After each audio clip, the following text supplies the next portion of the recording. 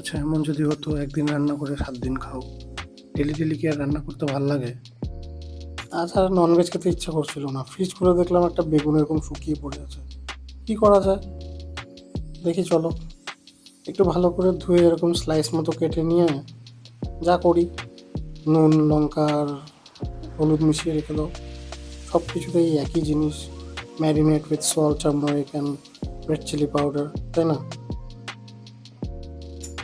আচ্ছা, অল্প অয়েলে shallow fry করে নিই দুটো সাইড। এরকম সুন্দর একটা টেক্সচার এলে সরিয়ে রেখে দাও। না না, বেগুন ভাজা বানাচ্ছি না। আচ্ছা, এরপর নিলাম কিছু রসুন আর কাঁচা লঙ্কা, ভালো করে কুচিয়ে নিলাম। কড়াইয়ে তেল দিয়ে দিলাম কারি পাতা, একটু জিরে আর এই রসুন আর কাঁচা লঙ্কা, সাথে একটা শুকনো লঙ্কা ভালো করে কড়া করে ভেজে নিলাম কিছুক্ষণ, ঠিক যেরকম দেখতে পাচ্ছ। বললাম না বেগুন ভাজা বানাচ্ছি না। ফ্যাটানো দই নিয়েছিলাম এই 150 গ্রাম মতো, ওটা দিয়ে দিলাম। মনে রাখতে লাগবে গ্যাস অন করে না, কিন্তু গ্যাস বন্ধ করে দইটা দিতে হবে, নাহলে ফেটে যাবে। একটু নুনটা অ্যাডজাস্ট করে নিলাম, আমার একটু কম লাগলো। আমি কিন্তু মাঝে মাঝে একটু চেটে দেখি, হ্যাঁ।